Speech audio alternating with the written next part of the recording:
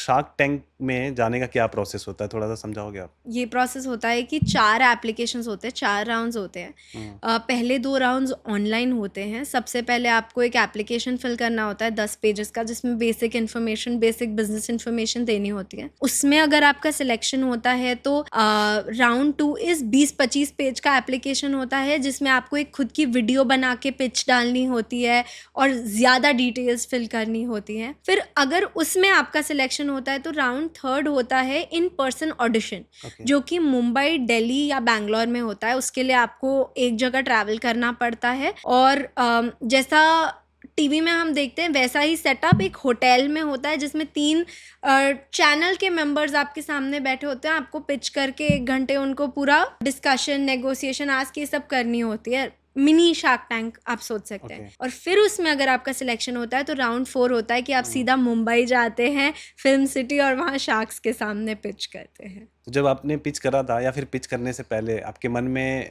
था कि कौन सा शार्क आपको फंड करेगा? मेरे मन में ये तो नहीं था कि कौन सा शार्क मुझे फंड करेगा, क्योंकि मेरे फेवरेट शार्क रितेश अग्रवाल मेरे पैनल पे नहीं थे। ये क्वेश्चन शार्क टैंक की टीम ने जाने से पहले पूछा था, तो मैंने ये कहा था कि मुझे सबसे ज़्यादा डर अनुपम मित्तल से लगता है, क्योंकि सबसे ज़्यादा अगर हेल्थ फूड को कोई क्रिटिकली देखता है तो दैट इज़ अनुपम मित्तल। तो मुझे डर सबसे ज़्यादा अनुपम से लगता है। फंडिंग जो कर दे वो अच्छा। तो क्या फीलिंग थी जब फंडिंग मिली थी? बहुत अच्छा लग रहा था।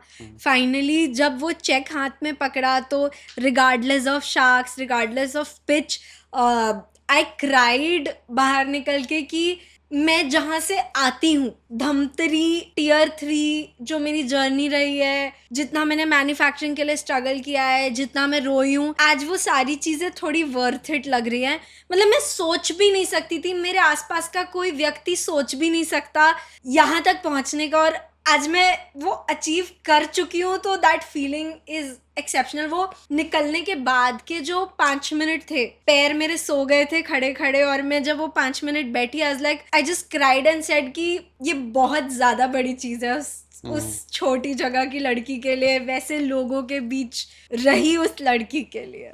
और जो आपने वैल्यूएशन पहले सोच रखा था 10 करोड़ का, लेकिन वहां पे वैल्यूएशन लगा 5 करोड़। हाँ। तो उससे आपको कुछ निराशा हुई उस चीज को लेके? नहीं, उतना तो मैं बफर लेके गई थी। अच्छा, आपने सोच रखा था मैंने पहले से। सोच रखा था कि इतना मैं नेगोशिएट कर सकती हूँ। और फंडिंग के टाइम पे आप कुछ लाख रुपए का सेल कर रहे थे। हाँ। अच्छा, ये वैल्यूएशन कैसे डिसाइड होता है? वैल्यूएशन देखिए, कोई क्या सेट क्या फैक्टर्स हैं? कोई फैक्टर्स या सेट रूल नहीं होता अच्छा। वैल्यूएशन डिसाइड करने का। काफ़ी चीज़ें इस पे डिपेंड करता है कि एज एन एंटरप्रेन्योर आप कैसे हो। मोस्टली इन्वेस्टर्स वो जज करते हैं।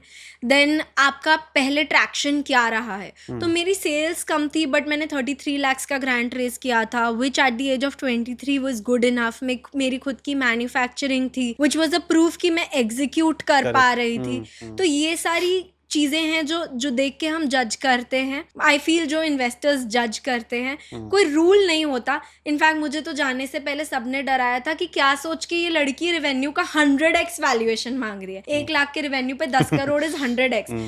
पीपल वर लाइक, मिलेगा ही नहीं, मुश्किल से 2 करोड़ मिल जाए तो बहुत है। तो आई जस्ट प्रेड कि भगवान 5 करोड़ से कम का वैल्यूएशन तो मैं एक्सेप्ट ही नहीं कर सकती, तो वो नहीं होना चाहिए। एंड 5 करोड़ का बफर था तो वो मिल गया था। तो किसी से आपने हेल्प लिया था ये वैल्यूएशन लगाने के लिए? हेल्प नहीं लिया था, फेलो फाउंडर्स से डिस्कस किया था कि कैसे होता है, क्या करना चाहिए।